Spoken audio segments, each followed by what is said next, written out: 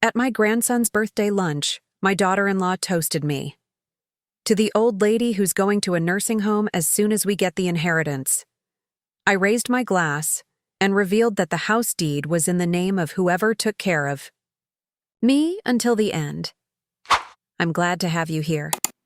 Follow my story until the end and comment the city you're watching from, so I can see how far my story has reached. The sound of laughter filled my dining room that Sunday afternoon as we celebrated my grandson Tyler's 10th birthday. I'd spent all morning preparing his favorite meal, pot roast with glazed carrots and those mashed potatoes he loves, the ones with the little chunks still in them. My hands aren't what they used to be, but I'd managed to frost his cake just the way he liked it, with extra sprinkles on top. "Grandma, this is the best birthday ever!" Tyler exclaimed, his gap-toothed smile warming my heart as he hugged me tightly. I patted his head and smiled. At 65, these moments were what I lived for. After Harold passed 5 years ago, the house had grown so quiet. These family gatherings were precious to me, even if they had become increasingly rare. My son Thomas sat at the far end of the table, checking his phone more than he engaged in conversation. His wife Elizabeth was busy arranging the presents, in order of size, always the perfectionist, that one. They'd been married 15 years, but I still couldn't say I truly knew her. There was always something calculating behind those eyes. "Well, I think it's time for a toast," Elizabeth announced suddenly, standing up and raising her glass. The afternoon sun caught the diamond on her finger, the one she'd insisted Thomas upgrade for their 10th anniversary, despite their mounting credit card debt. I raised my glass of sparkling cider, smiling at Tyler. "To family," I began, but Elizabeth cut me off. "Actually, I'd like to make the toast today." Her smile didn't reach her eyes. "To Patricia, Tyler's grandmother, to the old lady who'll be headed to a nursing home as soon as we get our inheritance." The room went silent. Tyler looked confused. Thomas choked on his drink, his face reddening. With embarrassment or anger, I couldn't tell. I felt like I'd been slapped. The glass in my hand trembled slightly, but I refused to drop it. 65 years of life teaches you how to take a blow without crumbling. "Elizabeth," Thomas finally managed, his voice strained. That's just a joke, Mom." But it wasn't a joke. We all knew it. The look on Elizabeth's face, a mixture of contempt and entitlement, made that perfectly clear. I set my glass down carefully, my arthritic fingers curling around the stem. The silence stretched uncomfortably as everyone waited for my reaction. "That's quite a toast," I said finally, my voice steadier than I felt. "But I think you might be operating under a misunderstanding." I reached for my purse hanging on the back of my chair and pulled out a folded document. I'd brought it today to discuss with Thomas privately, but Elizabeth's toast had changed my plans. "The deed to this house," I said, smoothing the paper, on the table, "has a special provision. Harold and I set it up years ago. The house goes to whoever cares for me until the end, not based on blood, but on love and care." Elizabeth's smug smile vanished. Thomas stared at the document, then at me, as if seeing me for the first time. "Mom, you don't need to—" "No, Thomas, I think we needed this clarity." I turned to Elizabeth. "There is no automatic inheritance. This house isn't a prize to be claimed by abandoning me to a nursing home." Elizabeth's face flushed deep red. "You can't be serious. After all we've done—" "And what exactly have you done, Elizabeth?" The words came out before I could stop them. "You've visited 4 times in the past year. You forgot my birthday. When I had pneumonia last winter, it was my neighbor Doris who checked on me daily, not my family." Tyler looked at his parents, confusion clouding his young face. "Mom? Dad? What's Grandma talking about?" No one answered him. Thomas stared at his plate, shoulders hunched. Elizabeth glared at me with naked hostility. I hadn't meant for things to explode this way. Not at Tyler's birthday. But as I looked around the table, at my son who couldn't meet my eyes, at the daughter-in-law who saw me as nothing but a walking inheritance, at my confused grandson caught in the middle, I realized something I'd been denying for too long. To them, I wasn't Patricia anymore. I wasn't a person with dreams, fears, and needs. I was just an old woman, a burden to be managed until I yielded whatever they thought I owed them. I folded the document and returned it to my purse, my hands no longer shaking. "Now," I said, forcing a smile for Tyler's sake, "who's ready for birthday cake?" The week after Tyler's birthday party passed in strained silence. I kept expecting a call from Thomas, some attempt to smooth things over, but my phone remained stubbornly quiet. It wasn't until Thursday evening that it finally rang. "Mom? It's me." Thomas's voice sounded unusually bright. "I was thinking I could come by tomorrow, help you with that leaky faucet you mentioned last month." The faucet I'd mentioned 3 months ago, before finally fixing it myself. I pressed my lips together, uncertain how to respond. "And Elizabeth found these wonderful vitamins for joint health," he continued, filling my silence. "She thought of you immediately. We could bring them over," I almost laughed. Elizabeth hadn't thought of me immediately for anything in years, unless it involved asking for money or babysitting. "That would be nice," I said instead, curious to see where this new attentiveness would lead. They arrived the next day bearing gifts, the promised vitamins, a casserole I knew Thomas hadn't cooked himself, and a bouquet of lilies that made me sneeze.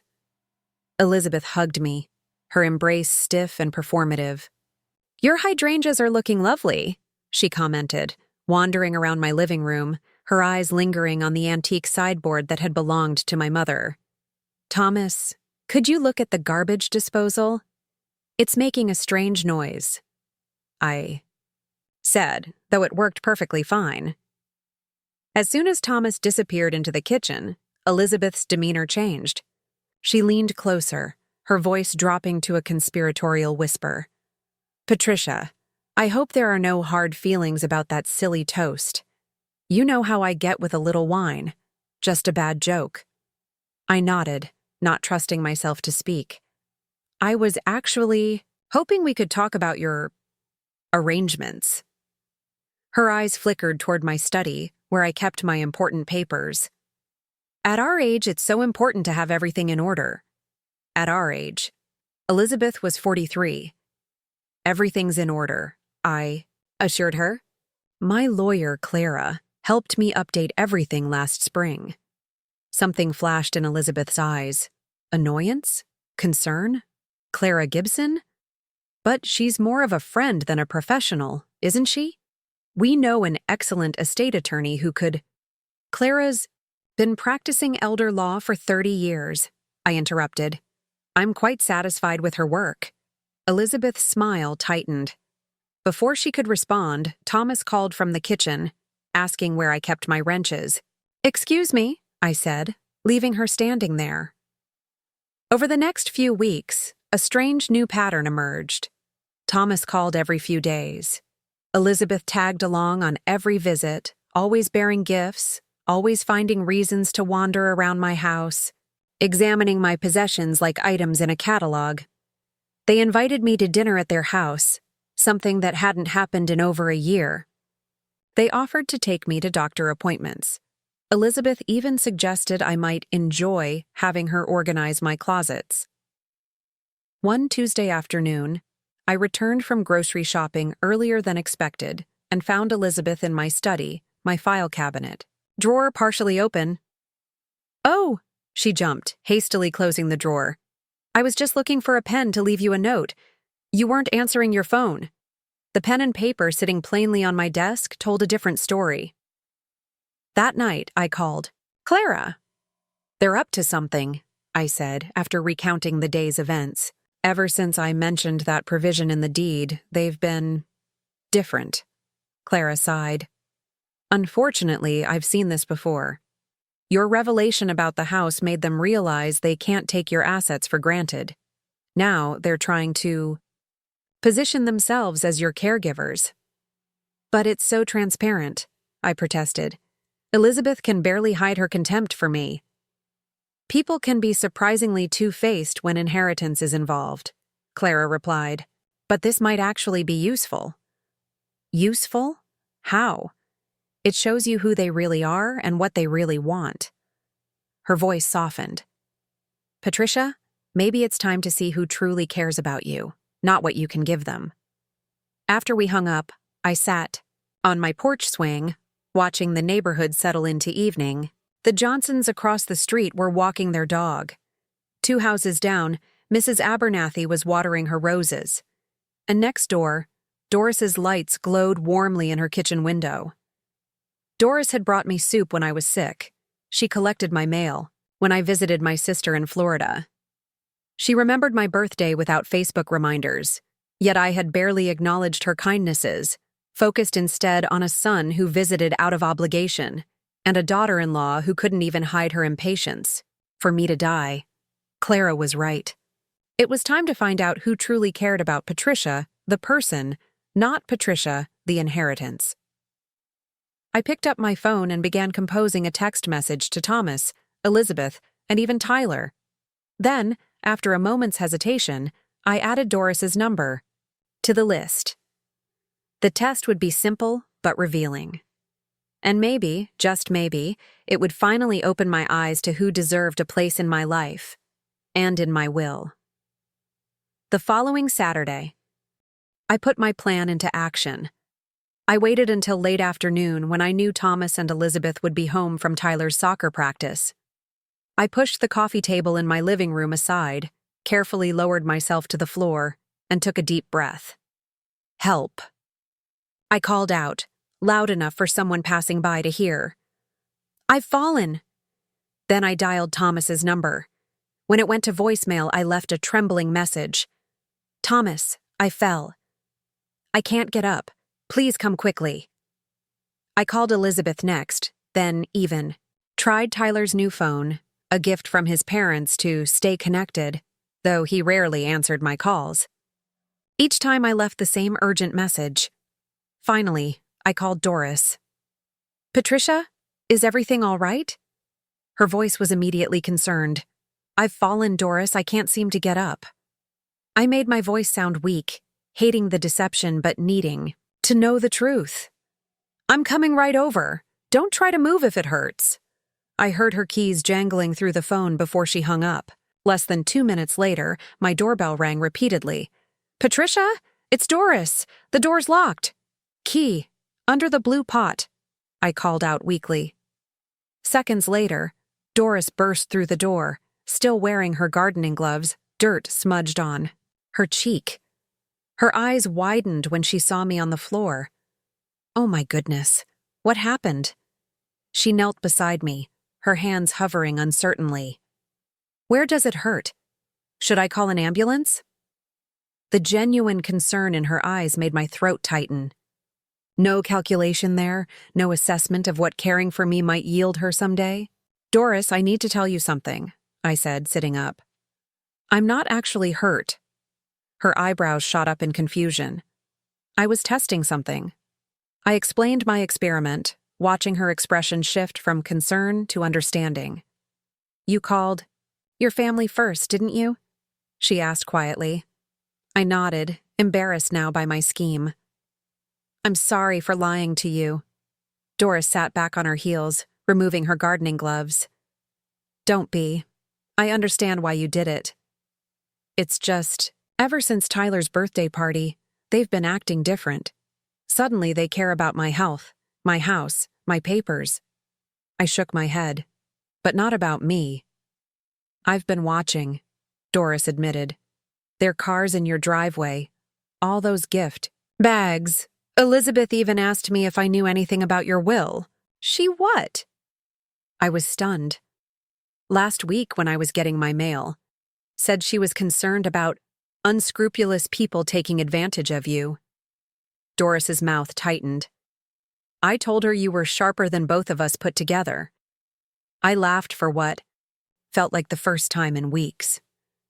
Doris helped me up from the floor, and I invited her to stay for tea.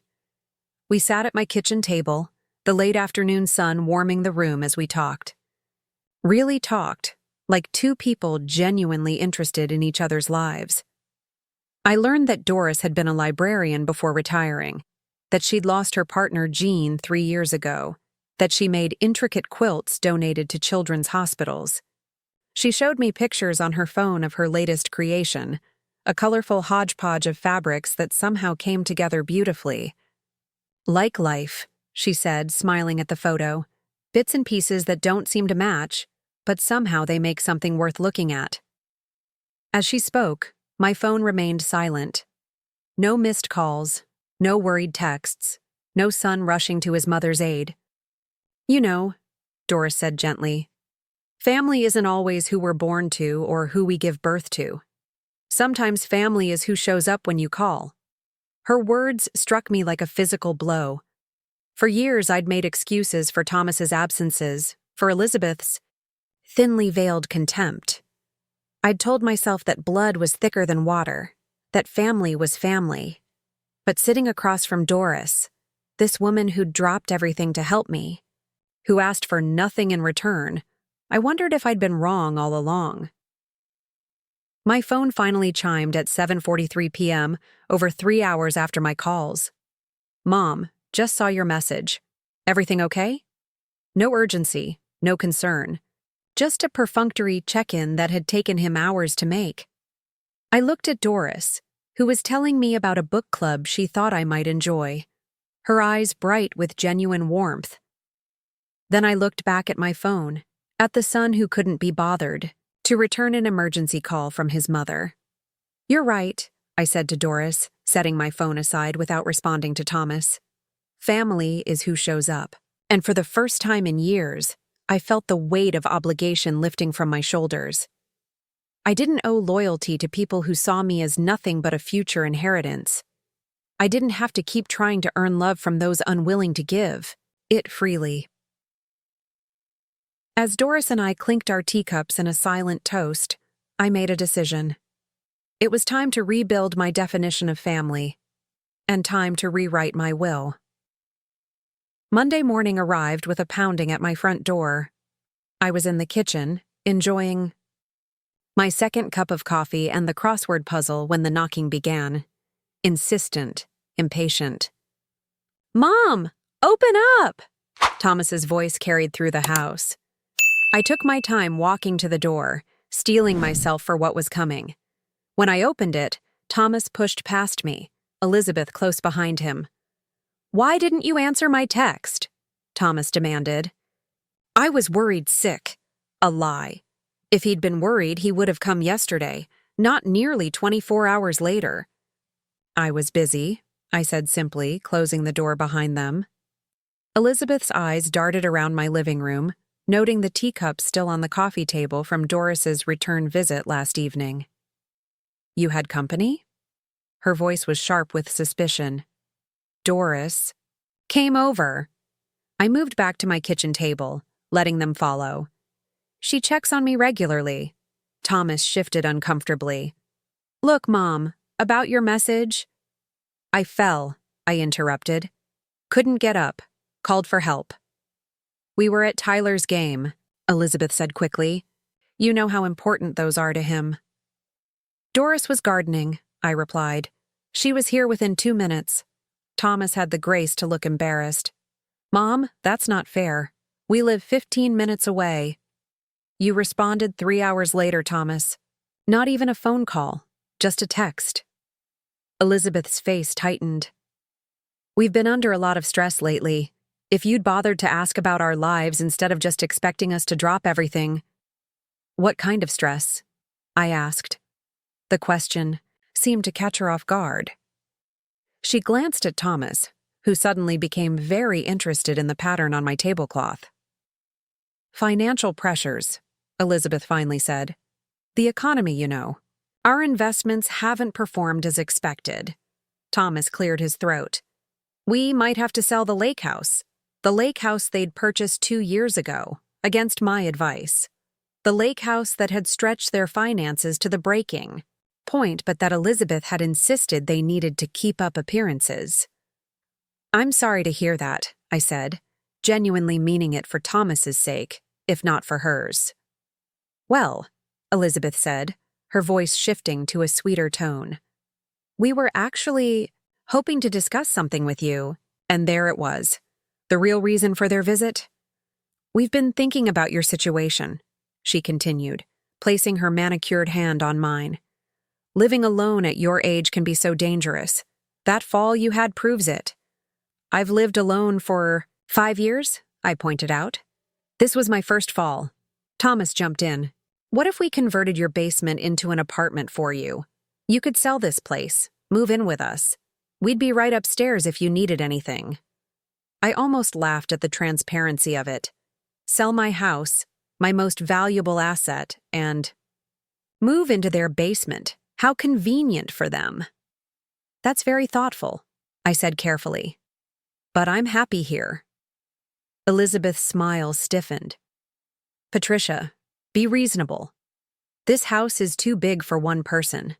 The maintenance alone, I manage just fine." "Mom," Thomas sighed, "we're trying to help. After Dad died, you've been, well, isolated. We worry." Did they really think I didn't see through this sudden concern? This house was worth over $400,000 in today's market. The timing of their worry was hardly coincidental. "Actually," I said, "I've been giving this some thought. I'm considering taking in a boarder." "A what?" Elizabeth's horror was almost comical. "A boarder. Someone to rent the spare bedroom. Company for me. Extra income. Someone in the house if I need help." I sipped my coffee. "Doris knows a nursing student looking for affordable housing." "Absolutely not," Elizabeth exploded. "Some stranger living in your house? Using your things? Having access to everything?" Thomas put a restraining hand on her arm. "What Elizabeth means is, there are safety concerns. You don't know this person." "I'd meet them first, of course." I set down my cup. "Besides, I thought you'd be pleased. It addresses your concerns about me being alone." Elizabeth stood abruptly. "This is ridiculous. Thomas, tell her." But Thomas was looking at me oddly, as if seeing something new in my face. "Mom, is everything okay? You seem different." "I am different," I admitted. "I've realized some things recently." "What things?" His voice held genuine curiosity. Before I could answer, Elizabeth's phone chimed. She glanced at it, then nudged Thomas. "We need to go. That investment meeting, remember?" Thomas hesitated, looking between us. "Just think about our offer," Elizabeth pressed, already moving toward the door. "Selling this place makes so much sense. We could help each other." After they left, I sat at my kitchen table for a long time, thinking about what had just happened. They needed money. They wanted my house. All their recent attention, the sudden concern for my well-being. It wasn't about me at all. I pulled out the folder of financial documents I'd gathered over the weekend. Bank statements, property records, investment accounts. Everything Harold and I had built over 45 years of marriage. Not a fortune by any means, but substantial enough to solve Thomas and Elizabeth's financial problems. The question was, did they deserve it? I remembered how Thomas had looked at me today, that moment of genuine concern when he'd asked if I was okay. Whatever Elizabeth's motivations, I still saw flashes of the son I'd raised. Somewhere beneath the influence of his wife, that boy still existed. And then there was Tyler. Innocent in all this adult manipulation, yet potentially affected by whatever decisions I made. I closed the folder and reached for my phone. It was time to call Clara again. I needed to restructure more than just my will.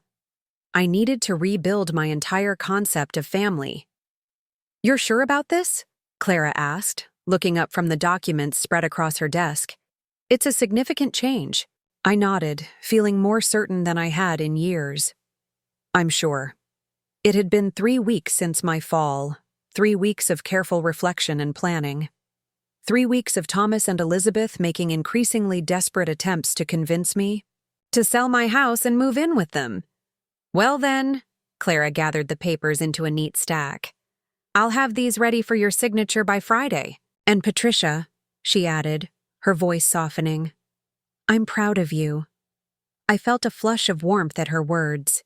How long had it been since anyone had expressed pride in me? Not as a mother or grandmother or widow, but as a person making difficult but necessary choices? When I left Clara's office, I didn't drive straight home. Instead, I headed to the community center where Doris had invited me countless times to join the Silver Threads group. I'd always declined, telling myself I was too busy or too tired. In reality, I'd been waiting for Thomas and Tyler to fill my days, visits that rarely materialized. The meeting room was bright and busy, a dozen women around my age engaged in animated conversation.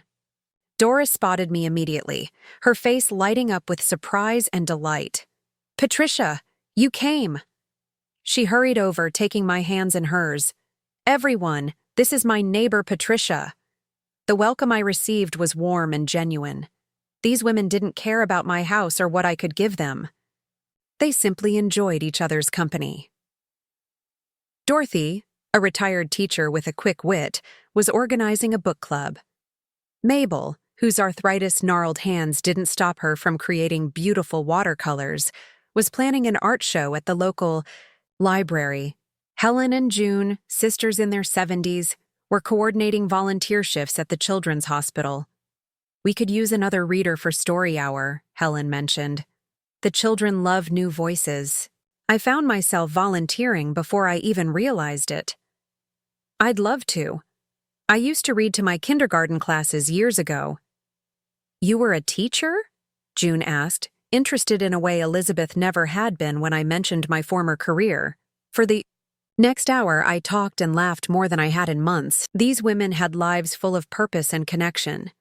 They weren't waiting around for children or grandchildren to remember they existed. They had built something meaningful together. That evening, I sat on my porch swing, watching the sunset, and thinking about the day. My phone buzzed with a text from Thomas. Mom, Elizabeth found a great assisted living place. Beautiful grounds, activities, the works. We should tour it this weekend. I didn't respond. Instead, I opened my laptop and began researching something I'd been considering since my talks with Clara: home-sharing programs for seniors. The concept was simple. Homeowners with extra space could rent rooms to carefully screened individuals, often students or young professionals. The homeowner got extra income and companionship. The renter got affordable housing and potentially formed an intergenerational bond. The next morning, I contacted a local program recommended by Clara. The process would take time, background, checks, interviews, compatibility assessments, but it felt right. My house had 5 bedrooms. Why should 4 of them sit empty when they could provide both income for me and housing for someone who needed it? When Thomas and Elizabeth showed up unannounced that evening, I was reviewing the application materials. Mom, you didn't answer my text, Thomas said, frowning at the papers spread across my dining room table. What's all this? Home sharing program, I replied, not looking up. I'm turning the spare bedrooms into rentals. Elizabeth's face went pale. Rentals? You can't. Be serious. I'm very serious. I finally met their eyes. This house is too big for just me, as you've pointed out, but I don't need to sell it to solve that problem. But what about our plan? Elizabeth sputtered. The assisted living tour? I'm not moving to assisted living, I said firmly. I'm staying right here, and I'm bringing life back into this house. Thomas looked bewildered. Mom, when did you start thinking about all this? When I realized I'd been living my life waiting for visits that rarely came, I answered honestly. When I understood that I needed to build my own happiness instead of expecting others to provide it for me. Thomas had the grace to look ashamed. We've been busy, but that doesn't mean It means exactly what it means, I interrupted gently. You have your life, and that's as it should be, but I need to have mine too. Elizabeth wasn't giving up so easily. These programs are dangerous. You'll have strangers in your house. What if they steal from you? What if the program does? Thorough background checks, I explained patiently. And frankly, I'm more concerned about the people trying to convince me to sell my most valuable asset than I am about carefully vetted renters. Her mouth snapped shut, color rising in her cheeks. Thomas, I continued, turning to my son, I know things are difficult financially right now. I'm happy to discuss how I might help. With an actual loan, properly documented, not by selling my home and security. He stared at me, recognition slowly dawning in his eyes. This wasn't the compliant, eager-to-please mother he was accustomed to. This was a woman taking charge of her own life. Mom, he finally said, his voice quiet. You've changed. I smiled, feeling the truth of his words in my bones. Yes, I have. 1 year later, I celebrated my 66th birthday in a house full of life and laughter. The dining room table that had witnessed that cruel toast at Tyler's birthday was now surrounded by my chosen family. Doris sat at my right, her gift, a handmade quilt with patterns representing our year of friendship, already draped across my shoulders despite the June warmth. To my left was Amara, the nursing student who had become my first tenant, and now something closer to a granddaughter. She had decorated the entire house with streamers and balloons, insisting that 66 deserved proper celebration. Miguel and his husband David, who rented the 2 bedrooms in the converted basement, had prepared a feast that put my pot roast to shame. Dishes from Miguel's Mexican heritage mixed with David's Italian family recipes. Both music teachers at the local college, they filled the house with impromptu concerts that made me fall in love with classical music all over again. Even Mrs. Abernathy from down the street had come, bringing her famous lemon squares and stories about the neighborhood from decades before I'd arrived. The doorbell rang just as Miguel was about to serve the cake. Amara jumped up. I'll get it. I wasn't expecting anyone else, but in this new chapter of my life, unexpected visitors were usually welcome ones. Fellow Silver Threads members or new friends from the hospital where I now volunteered reading to children. Instead, Thomas stood in the doorway, alone, a wrapped package tucked under his arm. Happy birthday, Mom, he said, his voice hesitant. I hope I'm not intruding. In the year since I'd transformed my house and my life, I'd seen Thomas exactly 4 times. Each visit had been strained, with Elizabeth notably absent. According to the neighborhood grapevine, they had sold their lake house and were living more modestly now. I heard whispers of marriage counseling, of financial advisors, of Elizabeth's displeasure at their reduced circumstances. You're not intruding, I assured him, stepping aside to let him in. We're just about to have cake. There's plenty for everyone. He paused in the foyer, taking in the house he'd grown up in, now vibrant with new paint colors, rearranged furniture, and photographs of people he didn't know alongside the familiar family portraits. You've done a lot with the place, he commented, following me to the dining room. Life is too short for beige walls, I replied, quoting Doris's design philosophy. When we entered the dining room, the conversation dimmed slightly. My housemates and friends had heard about Thomas, about Elizabeth's cruel toast, about their transparent attempts to get me to sell my home. Everyone, I said, this is my son, Thomas. To their credit, they welcomed him warmly, pulling up another chair, setting an extra place at the table. Thomas seemed overwhelmed by the easy camaraderie, the genuine affection that flowed around the table. I didn't realize you'd have so many people here, he said quietly as Miguel served him a slice of cake. This is my family now, I replied simply. After cake and coffee, Thomas asked if we could speak privately. We stepped out onto the back porch, the evening air sweet with the scent of the jasmine Amara had planted along the fence. "Mom, I owe you an apology," he began. "A big one." I waited, letting him find the words. "I let Elizabeth dictate how we treated you. I convinced myself it was normal, that all couples prioritize their nuclear family over extended family." He shook his head. "But seeing you today, with these people who clearly adore you after knowing you for just a year, it made me realize how much I've missed, how much I've let slip away." "Where is Elizabeth tonight?" I asked. He looked down at his hands. We're separating. Have been for 3 months now. I didn't want to burden you with it." I felt a complicated mix of emotions: sadness for my son's pain, relief that Elizabeth's influence might be waning, guilt that I hadn't known about such a significant change in his life.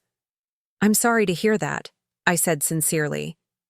"It's been coming for a long time," he admitted.